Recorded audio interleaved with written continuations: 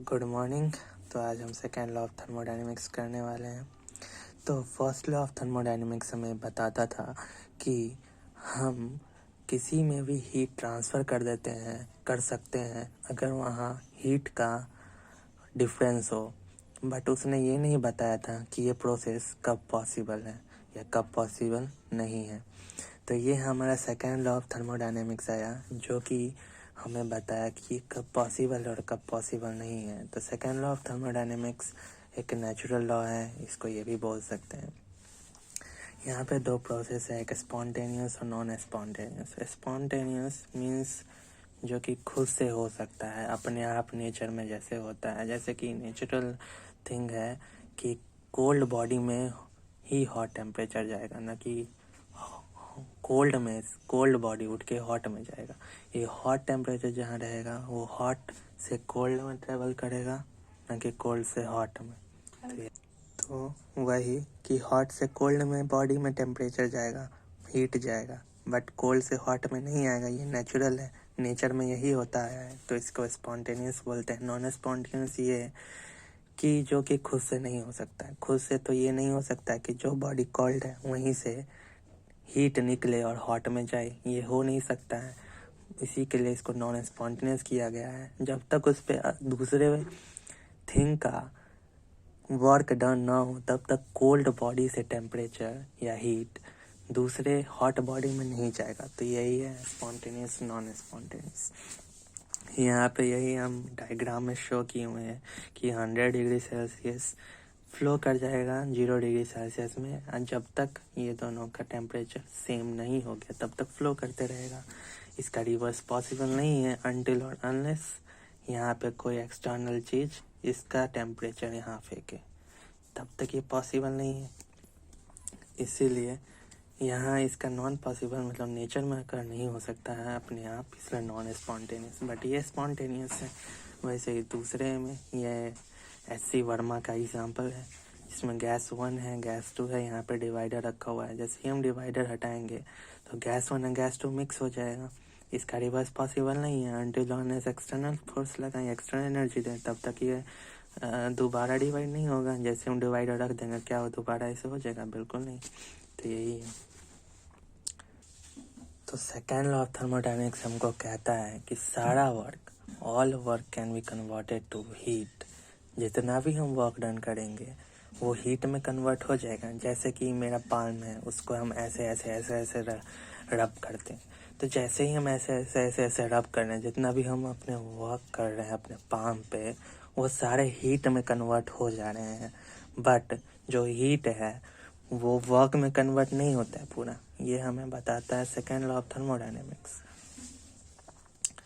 जो all heat can't be converted to work. ये हमारा सेकेंड लॉ ऑफ थर्मोडायनेमिक्स बताता है जितना भी जो भी हम हीट दें वो वर्क पूरा उससे वर्क नहीं होगा। कुछ ना कुछ हीट डैमेज होगा या फिर वो चला जाएगा। कुछ ना कुछ हीट का खर्च होना ही होना है, सारा का वर्क नहीं बन सकता है, ये बताता है।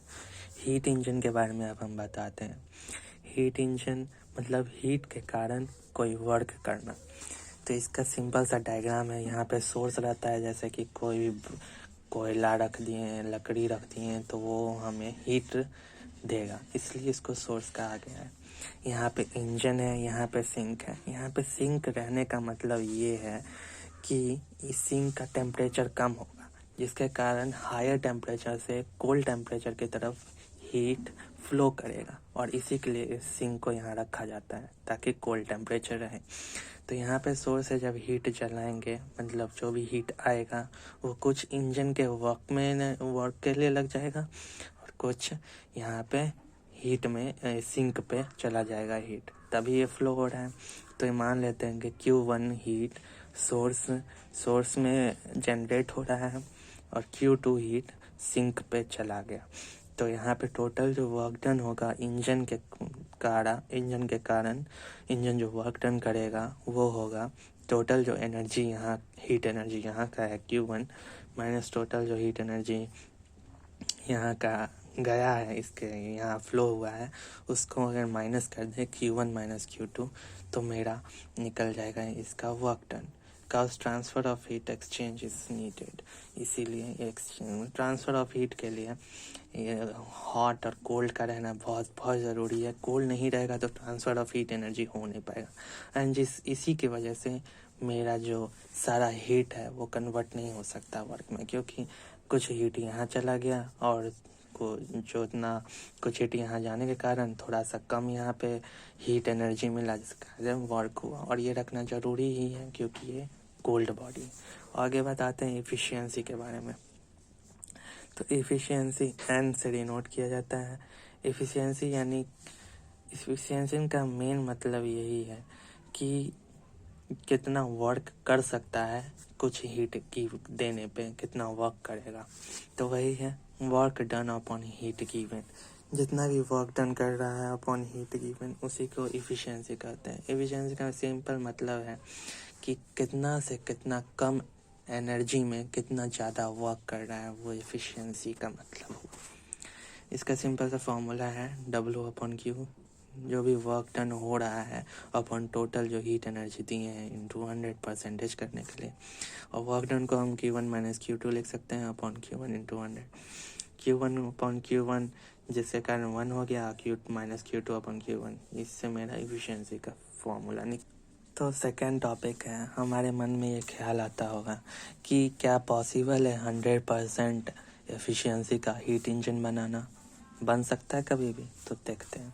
अगर एफिशिएंसी 100% हुआ तो मतलब जो सिंक है जहाँ पे जो हीट जाके रेसिडुअल हो रहा था, हीट का रेसिडुअल वो ज़ीरो होगा, मतलब वहाँ हीट जाएगा ही नहीं। तो मतलब यहाँ जो लो बॉडी टेम्परेचर वाला जो सब्सटेंस है उसका हमको ज़रूरत ही नहीं पड़ेगा। तो मतलब हीट एक सिंगल वाट से बॉडी से ही आ सकता है। तो इसका मतलब ये होगा कि हम जब स्कूटर चलाते हैं वो तो बाहर के ही टेम्परेचर से हीट ले लेगा और उसी से चलेगा, जो कि कभी पॉसिबल ही नहीं है। ऐसा हो सकता है कि हीट बाहर से ले लिया स्कूटी और उससे चलते रहा, ये पॉसिबल नहीं है। तो इसीलिए एक लो टेम्परेचर बॉडी का हमको ज़रूरत होता है हीट के ट्रांसफ़र के लिए, तभी वर्क डन होता है। तो बिकॉज ऑफ दिस ये कभी हो ही नहीं सकता है, ये नॉट पॉसिबल। क्योंकि हमको वो हम नीचे जाने वाले हीट को तो कम कर सकते हैं, बट उसको हम हटा नहीं सकते। हटाएंगे तो हीट ट्रांसफ़र ही नहीं होगा, जिसके कारण वर्क डन ही नहीं होगा। हीट ट्रांसफ़र के लिए हमको लो बॉडी टेम्परेचर की ज़रूरत है, क्योंकि हीट हॉट से लो की तरफ ट्रैवल करता है अनटिल अनलेस एक्सटर्नल फोर्सेस पे अप्लाई हो। हीट इंजन का वर्किंग दिखा देते हैं। वर्किंग प्रिंसिपल, यहाँ पे गैस रहता है, वर्किंग फ्लूइड है, जो भी आइडियल गैस बोलेंगे इसको, आइडियल गैस रहता है। ये इसका व्हील रहता है, इसको हम पिस्टन बोलेंगे, जो कि ये लगा हुआ है। पहले क्या होता है कि गैस एक्सपेंड करता है, जिसके कारण ये पिस्टन आगे जाता है। एक्सपेंशन के कारण ये आगे बढ़ता है। उसके बाद जब आगे बढ़ा तो व्हील का जो फ्रिक्शन है वो फ्रिक्शन के कारण वो दोबारा कंप्रेस, फ्रिक्शन के कारण ये व्हील पीछे गया। अब पीछे जाने के कारण ये पिस्टन गैस को कंप्रेस कर दिया। तो यही काम होता है। तो और यहाँ पे ये एक्सपेंड क्यों किया, ये बात होगा क्योंकि हम यहाँ से हीट दिए, कोई फ्यूल जला जिसके कारण हीट हुआ, जिसके कारण गैस यहाँ का एक्सपेंड किया, जिसके कारण एक्सपेंशन से ये आगे बढ़ा। अब ड्यू टू इनर्शिया ये कंप्रेस किया। अब इस कंप्रेशन के कारण क्या होता है कि गैस कंप्रेस होता है, कंप्रेस हुआ तो इसका इंटरनल एनर्जी, गैस का जो इंटरनल एनर्जी होता है वो इंक्रीज़ कर जाता है। इंटरनल एनर्जी का मतलब हो गया, एनर्जी दो टाइप का होता है, एक तो उसका इंटरनल एनर्जी और एक तो उसका हीट, वर्क डन और या फिर इंटरनल एनर्जी। तो इंटरनल एनर्जी का टॉपिक अभी है नहीं, तो उसके बारे में डिस्कस नहीं करते हैं। तो जैसे ही ये कंप्रेस होता है उसके कारण ये जो गैस का मॉलिक्यूल्स है वो इंटरनल एनर्जी गेन कर लेता है, और यही जो इंटरनल एनर्जी गेन करता है वो हीट के फॉर्म में रहता है, और हीट के फॉर्म में जब इंटरनल एनर्जी हो जाता है, जिसके कारण कुछ टाइम बाद, इसी कंप्रेशन के कारण कुछ टाइम बाद इंजन गर्म हो जाता है चलाने में के बाद। तो वही जब इंटरनल एनर्जी गेन करेगा तो हीट इंक्रीज होगा, जिसके कारण व्हीकल गर्म हो जाता है। जैसे कि हम कार चलाते हैं, बहुत देर तक चलने लगता है, तो उसका इंटरनल एनर्जी गैस का बढ़ते बढ़ते इतना हीट प्रोड्यूस हो जाता है, जिसके कारण कुछ टाइम बाद इंजन गर्म हो जाता है। यही बात है इस सिंपल से हीट इंजन का।